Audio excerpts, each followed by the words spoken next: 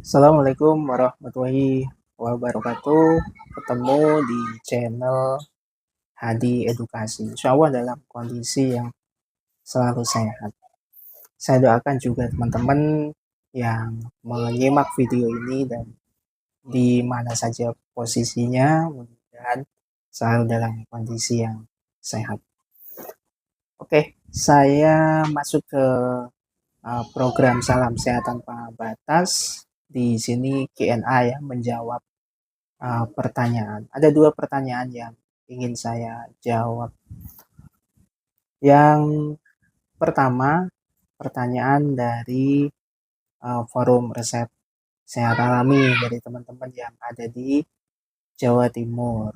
Wah, ini mudah-mudahan sehat-sehat selalu ya teman-teman yang mewakili dan teman-teman yang ada di sana yang terkoneksi di forum resep sehat alami. Pertanyaannya, Mas Hadi, kalau uh, disabilitas netra, bagaimana dalam mengakses materi pembelajaran khususnya tentang kesehatan terapi dan sebagai terapis.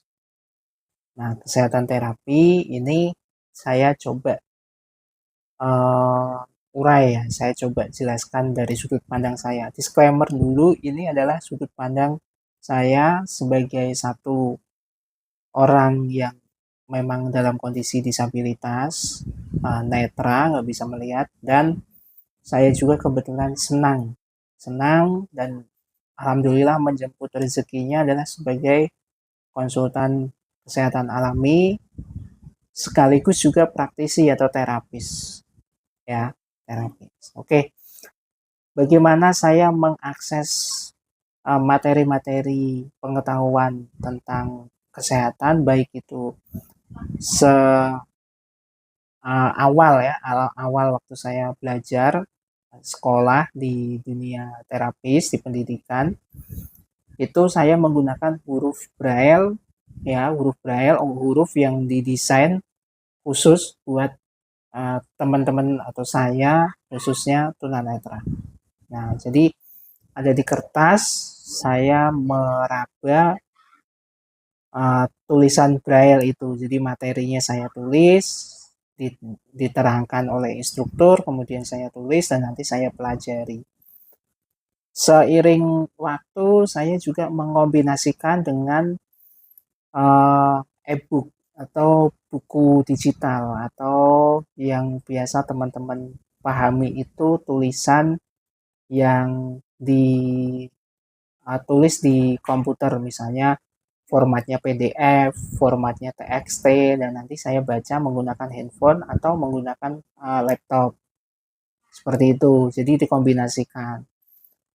Dan kalau praktek ya saya punya partner praktek atau pasangan untuk praktek, dan nanti ada instrukturnya kemudian diajarkan misalnya titik refleksi, refleksi sakit kepala, misalnya jalurnya itu mana aja, misalnya jalurnya di sela-sela jempol sama kelingking sama telunjuk gitu ya. Nah, biasanya saya praktek dengan teman, jadi ada partnernya untuk praktek.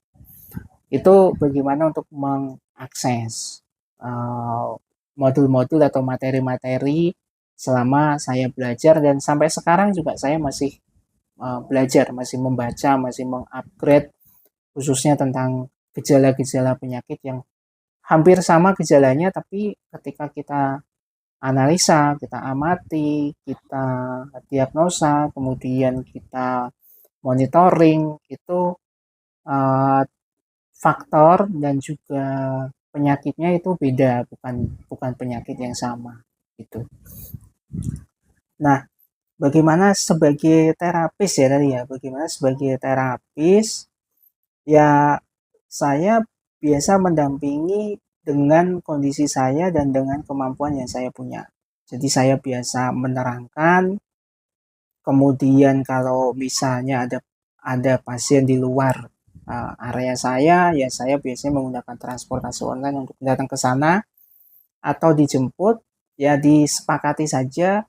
Kemudian untuk metode terapinya ya, yes, karena saya adalah terapis massage, pijat, dan sekarang sedang mendalami dan alhamdulillah selesai belajar dari akupuntur digital dan juga herbal. Maka sekarang ketika saya ngobati atau diajak untuk mencari solusi dari kesehatan masyarakat yang percaya dengan saya, ya saya gunakan metode-metode yang saya punya, sehingga terapinya adalah metode pemijatan dan metode herbal yang dikonsumsi atau terapi simulasi menggunakan akupuntur digital menggunakan alat strom bertegangan rendah. Seperti itu ya. Jadi sebagai terapis, sebagai orang yang mau belajar, ya jawabannya saya melakukan sesuai dengan kondisi dan teknologi yang ada. Pertanyaan yang kedua ini dari teman-teman di Jawa Tengah. Terima kasih yang sudah mewakili menanyakan ini. Pertanyaannya, apakah asam urat ini boleh dipijat ya, Mas Adi? Oke, saya coba jawab. Asam urat itu sebenarnya adalah tumpukannya, tumpukan yang berlebihan. Jadi asamnya berlebihan, asam uratnya tidak terlalu tinggi. Makanya muncul sensasi sakit. Nah, sakit ini bisa mengarah ke ototnya, bisa mengarah ke tulangnya, bisa juga ngefek ke saraf. Nah, dari sudut pandang ini, pemijatan dengan ukuran atau komposisi yang tepat, titik yang tepat, jalur yang tepat, kemudian penekanan yang sesuai, nggak berlebihan, nggak kurang, durasi waktu yang tepat, maka semuanya bisa dijadikan solusi. Nah, dengan kata lain, orang ada gangguan asam urat tinggi sangat boleh dipijat dengan catatan praktisi kesehatan masasnya memang tahu titik-titik urat saraf untuk menstabilkannya bagaimana, jalur meridiannya dimulainya dari mana, bagaimana melakukan stretching, herbal apa saja yang harus dikonsumsi, makanan apa saja yang harus dikurangi, dan bagaimana cara monitoringnya. Catatan yang pertama itu. Catatan yang kedua, pasiennya atau orang yang ingin mencari solusi dari asam urat yang tinggi ini mau menceritakan dan mau merubah pola hidupnya. Ya.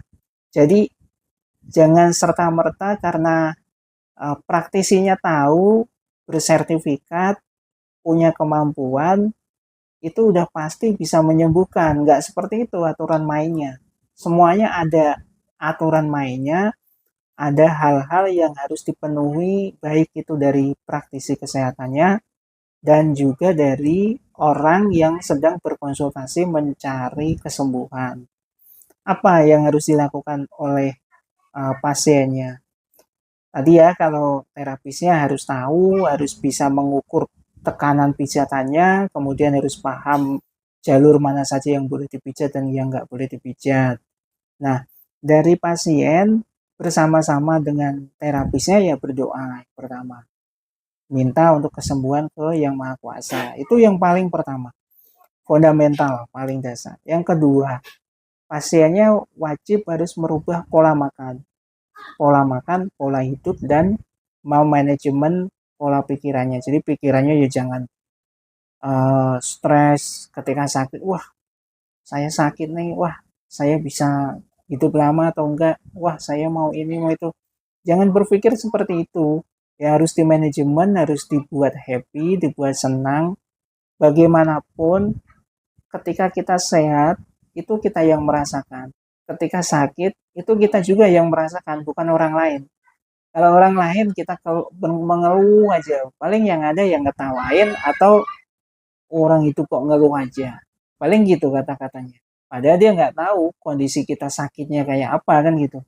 Maka dari itu, kita ya sebagai orang yang sedang dikasih ujian sakit, ya jangan banyak mengeluh, coba dirubah mindsetnya. Mungkin saja kita, misalnya teman-teman lagi sakit, mungkin saja masih ada yang lebih parah lagi. Masih ada yang lebih parah lagi. Kalau nggak percaya, cek di rumah sakit.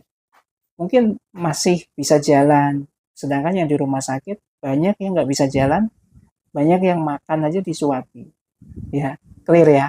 Jadi dua faktor ini harus dipenuhi. Faktor yang lain kita harus mau untuk saling percaya. Saling percaya itu begini. Kalau misalnya dari praktisi kesehatan, tolong untuk makan dijaga ya, jangan makan makanan yang dimasak berulang, diolah lagi. Jadi misalnya masakan kemarin, kemudian digoreng lagi, dimakan lagi, jangan. Kalau jangan tuh ya harus jangan dimakan.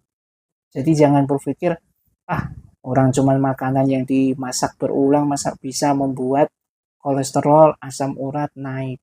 Karena sebenarnya hal-hal yang sepele-sepele seperti itu secara pakar kesehatan menilai dan mengamati itu bisa memicu untuk asam uratnya jadi naik. Misalnya kayak makanan-makanan yang cenderung lemak tinggi, cenderung berminyak, ini juga bisa memicu asam uratnya tinggi naik. Dan yang nggak kalah penting, kita juga harus mempositifkan. Jadi kalau terapi ini bukan satu kali langsung sembuh ya. Jadi ada tahapan-tahapan. Kenapa di dokter itu ada proses di mana observasi, pengamatan terlebih dahulu, dikasih obat, nanti suruh kontrol. Nah, tujuannya untuk memonitoring, untuk memastikan bahwa apa-apa yang sudah disepakati itu memang sesuai, dosisnya sesuai, dan disiplin, kemudian kita bisa melakukan tindakan lanjutan. Karena terapi ini kalau misalnya harusnya kita ngobati asam urat itu 30 titik. Dengan durasi per titiknya itu 2 menit. Kalau kita terapi 30 titiknya semua dengan kondisi yang misalnya badannya lagi kurang nyaman, otomatis malah sakit, nggak kuat. Harus distandarkan, harus disesuaikan. Jadi misalnya dicicil dulu 10 titik dulu, nanti kita lihat tahapan selanjutnya seperti apa gitu. Ya, clear ya. Jadi pertanyaan yang pertama tentang bagaimana disabilitas netra untuk mengakses ilmu pengetahuan tentang kesehatan, bagaimana mereka sebagai terapis, dan yang kedua apakah asam urat boleh dipijat, sudah saya jawab. Mudah-mudahan sudut pandang ini bisa memberikan wawasan, minimal wawasan baru. Syukur-syukur ini bisa menjadi sebuah pemahaman bahwa disabilitas netra, khususnya terapis netra itu bukan nggak ada dasarnya. Semuanya mereka belajar, dan mayoritas yang saya ketahui, data-data base yang saya miliki, tunanetra pasti mereka belajar dan pasti mereka mempunyai pengetahuan dasar tentang bagaimana mengobservasi, bagaimana melakukan monitoring dan pengobatan untuk masyarakat. Clear? Mudah-mudahan bermanfaat. Terima kasih yang sudah bertanya. Terakhir dari saya, salam sehat tanpa batas. Assalamualaikum warahmatullahi wabarakatuh.